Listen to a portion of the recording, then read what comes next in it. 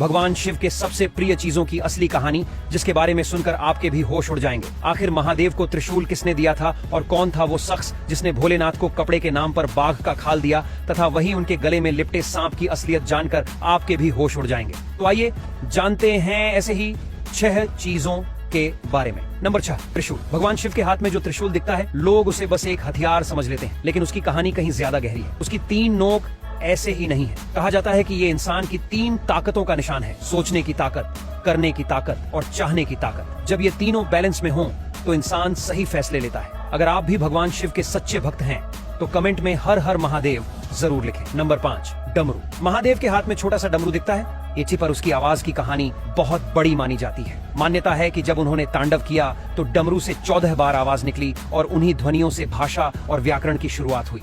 लोग इसे ऐसे समझते हैं कि जैसे दुनिया की पहली धुन यहीं से निकली। डमरू की आवाज को ब्रह्मांड की धड़कन कहा जाता है। जैसे दिल धक धक करता है, वैसे ही सृष्टि भी एक लय में चलती है। उसका आकार भी खास है, ऊपर और नीचे फैला हुआ और बीच में पतला, जो यह दिखाता है कि शुरुआत और अंत जुड़े हुए हैं। नंबर 4, गले का सांप। महादेव के गले में लिपटा सांप कई लोगों को हैरान करता है, लेकिन उसके पीछे भी एक सिंबल छिपा है।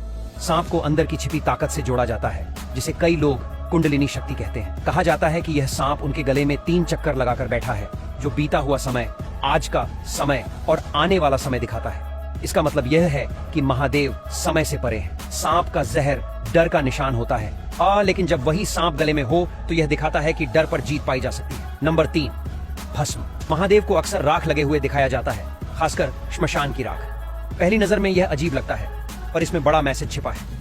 राख हमें याद दिलाती है कि एक दिन हर चीज खत्म होकर यही बनती है, चाहे पैसा हो, ताकत हो या खूबसूरती, आखिर में सब राख ही है। महादेव का राख लगाना यह बताता है कि जिंदगी का सच समझो और घमंड मत करो। जब इंसान को यह समझ आ जाए कि सब कुछ अस्थायी है, तो वह छोटी छोटी बातों में उलझना छोड़ देता है। नंबर 2, भांग, धतूरा और बेलपत्र। समुद्र मंथन की कहानी में जब हलाहल नाम का भयानक जहर निकला, तो पूरी सृष्टि खतरे में पड़ गई।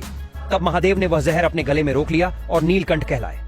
माना जाता है कि भांग, धतूरा और बेलपत्र उसी जहर की तपन को शांत करने के प्रतीक है। इसका मतलब यह है कि जो कड़वा है, जो बुरा है, उसे भी संभालना पड़ता है ताकि बाकी दुनिया सुरक्षित रहे। नंबर 1, बाघ की खाल। महादेव को अक्सर बाघ की खाल पहने या उस पर बैठे दिखाया जाता है। बाघ ताकत, गुस्सा और तेज इच्छा का निशान माना जाता है। बाघ की खाल पहनना यह दिखाता है कि उन्होंने इन ताकतों पर जीत हासिल कर ली है।